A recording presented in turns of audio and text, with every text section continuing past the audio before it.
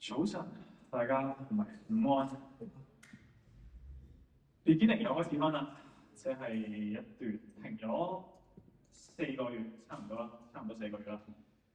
因為而家 Beginning 點解我哋會整啲彈嘢出嚟？其實我出咗嚟㗎。嗰陣時講開 Beginning，我哋希望去建立一個敬拜嘅群體。我哋想藉住呢個平台去裝備好我哋呢啲或者之後嘅下一代，讓我哋參與喺教會嘅更新。即係呢個平台唔係淨係放我哋喺度自嗨嘅，個平台係為咗我哋參與喺教會嘅更新。咁要更新教會其中一個辦法，可能就係思考乜嘢究竟喺聖經嘅眼光當中敬拜今日呢個係咩樣子？即係雖然我哋聚集嚟敬拜唔係我哋唯一會做嘅事，但係佢應該係我哋最核心、最重要嘅嘢。即係如果我哋唔諗下聖經點講關於敬拜，其實我哋好難成為一個敬拜嘅群體。所以因為從好似啱我哋所講，我哋重新開始 beginning 嘅時候咧，想用5個星期去思考究竟聖經係點樣講敬拜呢件事。即係5個星期呢5次唔係一個 exhaustive list 啦，仲有好多嘢可以加。但我相信呢5樣都係我哋好容易會 miss 咗，或者好容易我哋會 take it for granted，甚至我哋會忽略誤解咗嘅元素。即係學生當中，如果有啲人參加幾個月前有個 workshop 就關於我哋敬拜嘅事情咧，你會好熟悉呢幾個元素，甚至會發現個講題其實係大家幫我諗嘅。即係第一組好似另一組咩神叫我們來宣揚，就係今日嘅講題，就係另一組 yes。但係冇參加都唔緊要。成個系列佢得做咩咧？就係透過呢啲元素俾一個合乎聖經嘅 perspective 我哋，叫我哋無論參加 beginning、參加10會甚至其他地方嘅崇拜，我哋起碼知道我哋點解要做呢啲嘅嘢。因為我哋唔知嘅時候，我哋可能 go through 咗成個 motion，都只係一個形式上做咗，但係冇讓呢啲嘢真係 impact 到我哋嘅生命。咁 hopefully 咧，都呢個星期我哋可以有個聖經嘅 perspective 之後，我哋都係知道點樣去 evaluate， 甚至帶嚟改變喺 beginning 喺10點半。即係我唔想我哋做完之後就係我中意呢樣嘢。我盼望我哋所帶嚟嘅改變係因為我哋見到神喜悅嘅教會係點樣，而我哋幫教會一步一步嘅去到嗰度。OK， 講好多嘢啦。今日我哋睇啲咩咧？今日我哋睇一個問題嘅啫。點解你喺度？即係點解基督徒我哋需要聚集起嚟去敬拜？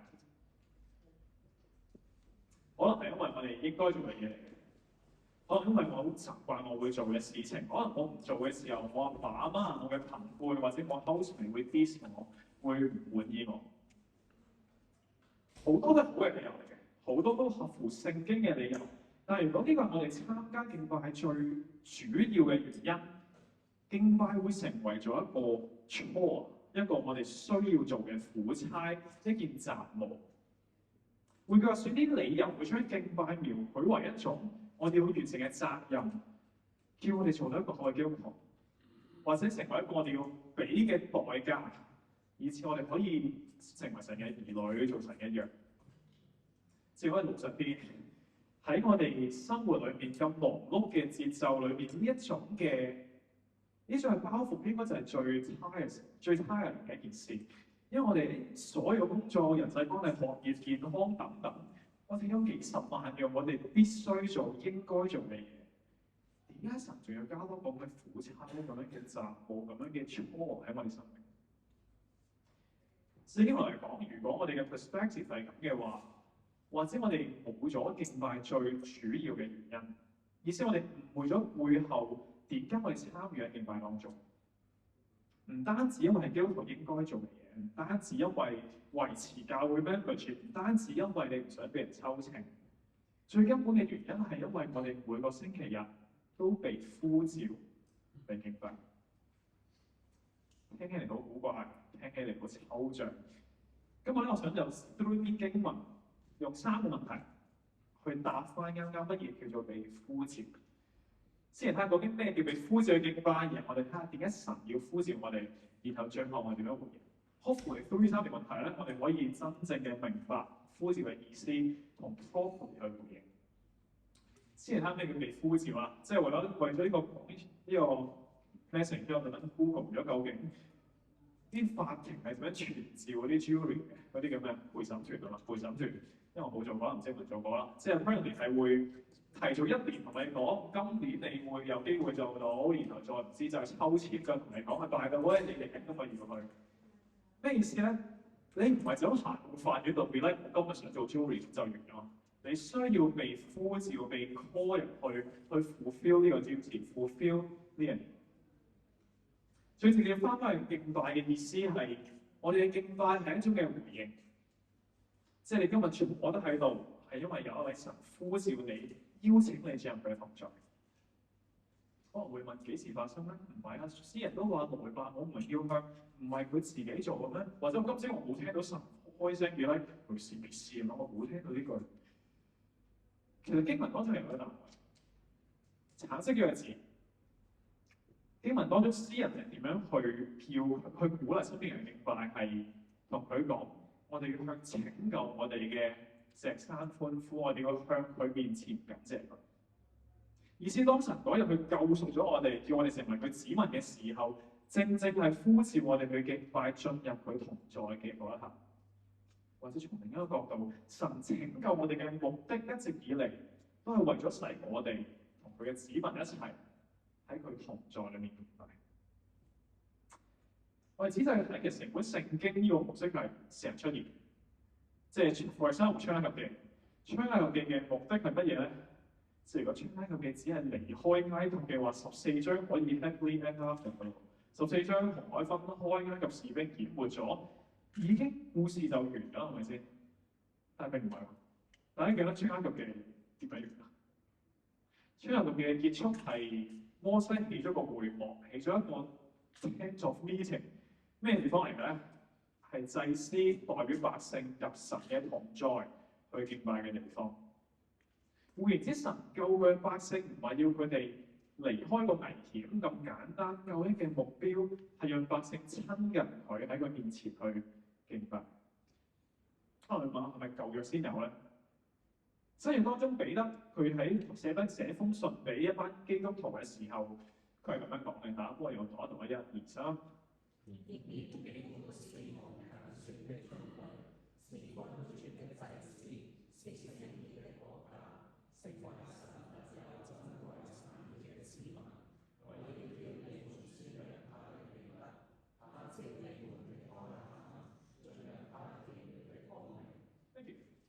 所以佢哋講得好清楚，神點解揀選我哋，點解召我哋離開黑暗進入光明，係為咗宣揚佢嘅美德，係我哋嘅達到一個復數嚟嘅，就係咁樣講。敬拜係因為神嘅拯救，神嘅呼召開始，好多 implication 可以講嘅。但係諗呢啲 implications 之前，我想嚟停一停先。老實啲去講，你會唔會覺得呢件事好自然？即係唔知你諗下，想像下，你for example你撞咗車，你撞咗隔離架名車，你爭人200萬咁樣先。當你真係走投無路嘅時候，你個 friend 衝出嚟，俾咧唔緊要，我深刻有200萬，我幫你找一條數佢，好似好開心咁。佢全身同你講拜到，你每個星期要大聲讚揚我有幾好，同全世界講我有個幾偉大嘅人。OK， 你而家從呢個角度點認識呢個 friend 咧？應該佢唔再係你個 friend 啦，首先。應該係一個咁自我中心、咁自戀，甚至好似好趁火打劫咁樣嘅一個人。我唔知你有冇咁諗過啦。係 as a younger Christian， 即係10零歲嘅我，每次見到聖經話你要去敬拜神嘅時候，我都有類似嘅畫面。但係聖經俾一個相反嘅 perspective 我哋，唔係因為神需要呢份敬拜，係佢嘅百姓，我哋需要作出敬拜。呢個唔係為咗神嘅 need， 而係為咗我哋嘅 need。可能睇第2點啦。點解話我哋需要敬拜咧？點解我哋話敬拜係為咗我哋嘅益處咧？經文咧藉住以色列人喺曠野，俾咗個反面例子我哋。第8至第9節，佢形容一班嘅人，即係佢哋已經神救咗佢哋㗎啦，出咗埃及，入咗曠野，不斷見到神嘅作為。但係佢唔肯去敬拜，唔肯回應嘅。詩人咧就叫呢啲人做硬住心嘅人，心硬嘅人。呢度咧就譯做控訴地同試探地啦，即係啱啱和修本係譯做瑪撒同埋米利巴，好似類似啦。一個係音譯，一個係意譯。個意義就係控訴地同試探地。喺度見到發生咩事啊？出埃及記17章講咗個故事。個故事係當神帶咗以色列人離開埃及冇耐，佢發現一個問題，一個好大嘅問題。即係諗下就知啦，你帶住200-300萬人喺曠野行，你需要水㗎嘛，係咪先？所以佢開始向摩西發怨言，同佢講：喂，神同埋你擺明係指意我呢度等死嘅咧。佢開始指控神關心佢哋嘅需要。神嘅回應係咩咧？神去同佢就藉住摩西嚟供應佢哋咯，即係大家記得就哼咗個盤石一下，水就流出嚟，意思去證明神有能力，都願意供應佢哋。後面問題解決咗就會圓滿結束咗。作者呢度咧留低咗一個結論，有一句好 interesting 我覺得，即係佢第17章7節佢講話嚇，佢將個名那地方起名叫試探地，又叫控訴地，因為以色列人在那裏作出控訴，又因為他們試探耶和華，說耶和華究竟是在我們中間，還是不在？換句話說，真正嘅問題唔係佢哋向神求助，唔係同神講我冇水飲我就係死。真正嘅問題係，儘管佢睇晒埃及地嘅10災同神蹟，儘管佢行過咗個被分開嘅紅海，儘管每日食住從天而降嘅瑪納，佢仍然選擇忘記呢一切，質疑神係咪真係喺呢度？呢種忘記，呢種唔願意相信神話佢所厭惡嘅，正係呢一個心。咁詩人佢講話點去醫治呢一種嘅心硬，呢種神所厭惡嘅忘記咧？佢話讓我哋去敬拜佢。喺度咧，我真係提出個概念，等大家記住先嘅，因為嚟緊5個星期都重要嘅都關事嘅，學生都聽過應該。個概念係咩咧？個概念寫咗喺 book 上面都會寫咗㗎啦。而個概念係每次基督徒我哋聚集敬拜嘅時候，我哋再一次進入翻神拯救咗我哋嘅故事裏面。我哋用呢個故事為着係預備我哋迎接有一日耶穌將呢個故事帶去結局。第一次，即係意思我哋每次聚集敬拜，唔係淨喺度唱下歌、聽下嘢 improve 翻自己。我哋最後敬拜係要翻返去個故事裏面，一個神已經拯救咗我哋嘅故事，好使我哋被預備去迎接佢帶嚟結局嘅嗰日。記住先，之後會再 unpack 嘅。咁呢一個 concept 點幫我哋唔好忘記神，唔好硬住我哋嘅心咧？上年咧講緊培靈研經會第5堂嘅時候，我牧師有個叫董家華嘅牧師啊，佢講一句嘢嘅，佢話你生活喺點樣嘅故事，決定咗你活出點樣嘅人生。即係同普通話講啦，廣東話都 make sense。對以色列人嚟講，佢哋已經走出咗埃及，但係佢哋心仍然活喺一個身為奴隸嘅故事入面。而且佢眼中神同嗰啲埃及嘅奴隸主一樣神所分別嘅，都係唔可以信賴，都係唔 care 佢哋，都係隨時會抌低佢哋。因為佢哋生活喺呢個故事裏面，佢總係不斷質疑神嘅品格，指控神係要等佢死嘅。因為佢活喺呢個故事裏面，即使神俾咗好多證據，佢哋冇接受神係良善嘅。從呢個角度，我哋又開始會明點解我哋需要每個星期聚集去敬拜。因為每次當神去呼召我哋入到佢同在，再一次去敬拜嘅時候，其實我哋係同大家彼此提醒緊，今日我哋活喺一個神已經拯救咗我哋嘅故事。有個聖經學者咁講嘅，成篇95篇詩篇，群體做緊一件事嘅啫，成個群體喺度高舉，喺度 celebrate 緊佢同神之間嘅關係。意思佢知道佢哋屬於呢位萬有嘅創造主、萬有嘅擁有者，所以佢知道佢可以面對生活唔同嘅苦況。咁我哋活喺一個咩故事裏面？可能我哋活喺一個弱肉強食嘅故事，即係意思我需要為自己頂硬上，我需要為自己撐住。如果唔係呢個世界就沖走我，就會取代我。可能我哋會係一個受害者嘅故事，我覺得呢個世界嘅人都想喺我身上攞着數嘅，呢個世界嘅人都係想傷害我，所以我要保護自己。又或者我哋會係一個我哋人生界定於我有幾 productive 嘅故事，即係先我做到幾多嘢，我做到幾多嘅成就出嚟，我就知道 my life will be okay。我孭一個 NDIS 嘅病，即係我一個幾年前有睇開嘅一個病，住好遠嘅，係喺啲政府嗰度住，20幾歲嘅啫，大隻過我嘅，但係咧佢深深地相信佢乜都做。佢深深地相信佢好多嘅痛楚，佢成身都喐唔到咁樣，即係好搞笑嘅。不過同你做 physical 之前啊，做運動之前，佢會同我講：哎呀，我呢個痛嗰度痛，做完之後先幫我抬翻張牀出去離開現場嘅，冇問題。意思係我嗰陣問過佢：喂，你其實你都做到好多嘢啊，你有冇考慮過去讀個書，學翻咁多嘅？佢話佢試過嘅，但係嗰時佢覺得佢嘅身體一次又一次地 fail，因為佢會係一個故事係。佢做唔到呢啲嘢，佢嘅身體，因為佢屋企嘅背景，佢阿爸阿媽好多嘅 brokenness，令到佢覺得啊，我就係一個好 broken 嘅人，我只能夠被幫助。今日可能我哋生命都充滿住好多嘢唔確定，好多嘢我哋好 insecure about，好多嘢覺得隨時可以出錯。我盼望今日當我哋一齊敬拜嘅時候，我哋可以彼此提醒同一件事。如果我哋真係相信我哋生命屬於神，屬於呢個萬有嘅創造者、萬有嘅擁有者，It's going to be okay。少少總結一下，我講咗兩樣嘢啊，唔係我哋選擇去敬拜，係神救贖我哋嘅時候，成為佢百姓嘅時候，呼召我哋敬拜。第二次係敬拜係神俾我哋嘅解藥，使我哋唔會 drift away，唔會慢慢轉離，唔會心硬，而可以記得我係咩故事嚟。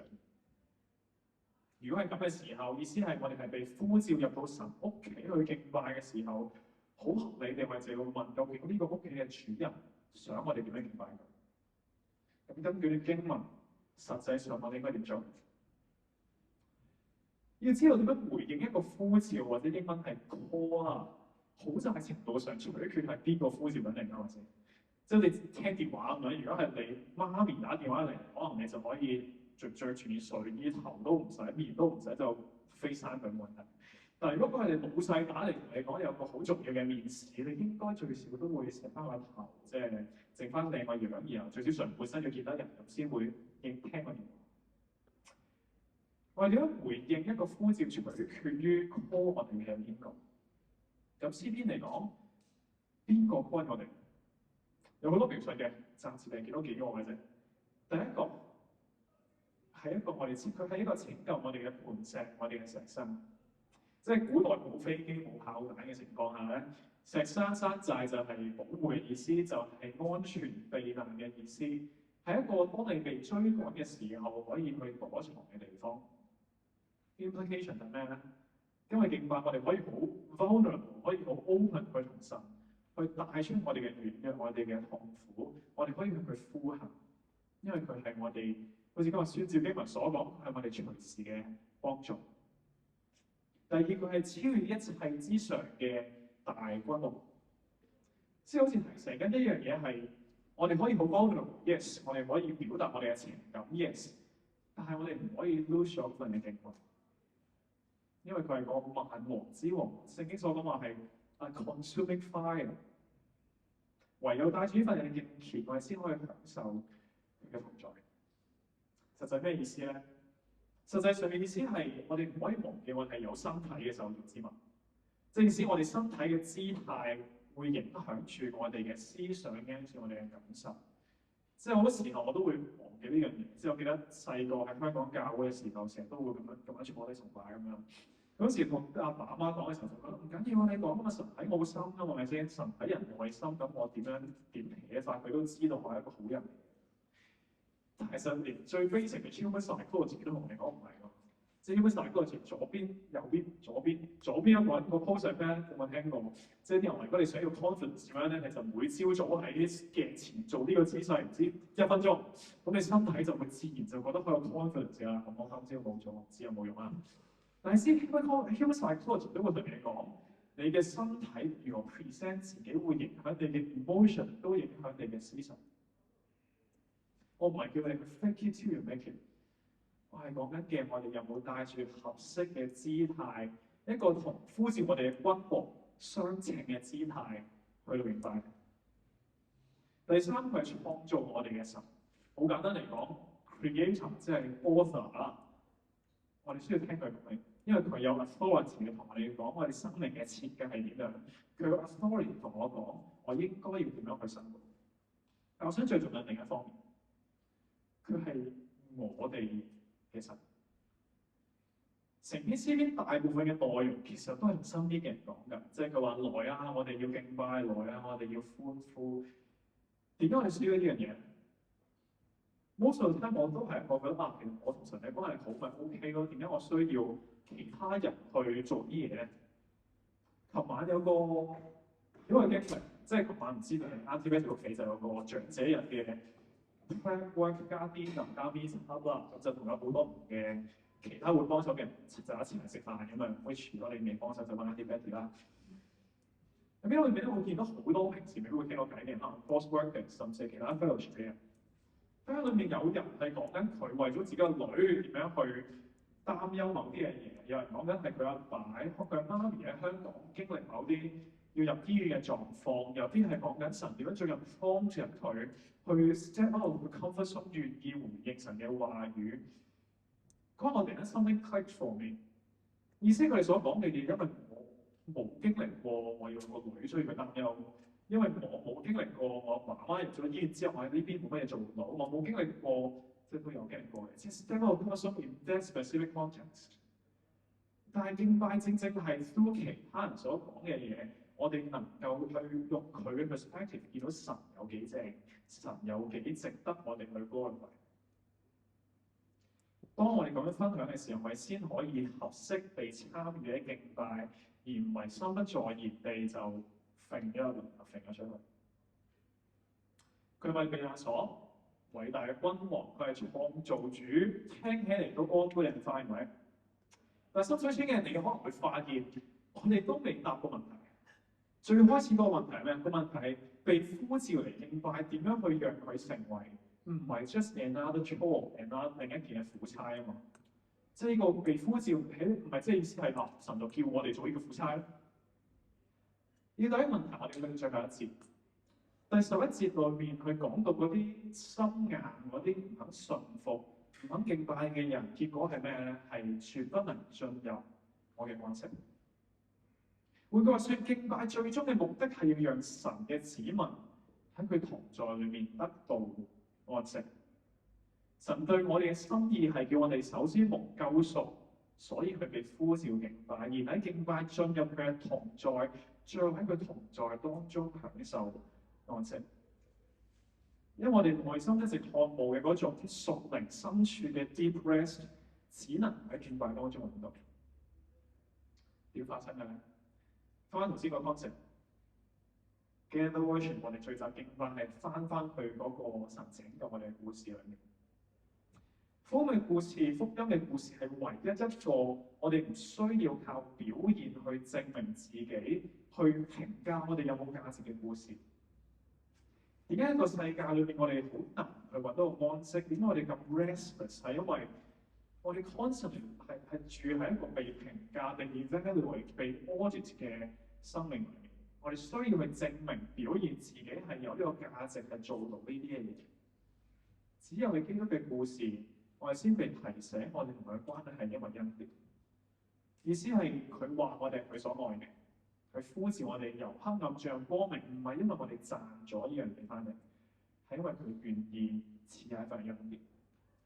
馬可福音裏面耶穌講，佢話凡勞苦擔重擔嘅人都到我這裏來，我要使你們得安息。我心裏柔和謙卑，你要負我嘅軛向我學習，這樣你嘅心靈必得安息，因為我嘅軛係容易，我嘅擔子係輕省嘅。呢位呼召敬拜嘅神係邊個咧？其實呢個講笑一樣，佢唔單止係創造我哋嘅神，唔單止我哋嘅君王，唔單止我哋避難所，亦都係我哋嘅牧者。當羊群四散喺各地嘅時候，牧人去呼喚佢哋，只有一個目的，係讓佢哋翻屋企去享受個安息。咁呢度咧，我諗起一幅阿 Net 所畫嘅畫，即係如果你見唔到嘅話咧，你係拋空北咗。呢數嘅太靚啦，佢出唔到嚟。OK，yes。如果你記得咧，幾個星期前咧有做過類似嘅 share。呢幅畫係咩嚟咧？呢幅畫要翻去我哋去 UK 個 trip。去 UK 個 trip 除咗我要去見個 friend 嘅 wedding 之外咧，仲有一個目的嘅，係想去探問一個細佬。即係呢細佬係一個好 interesting 嘅 figure。佢以前係基督徒，有翻教會有成，但係佢選擇離開咗信仰。佢選擇咗離開教會，因為佢想要一個唔同嘅 lifestyle， 一個聖經所 against 嘅 lifestyle。所以阿 Nick 嘅媽咪咧知道晒佢嘅生命之後，就非常擔心，好 distressed about 呢個情況。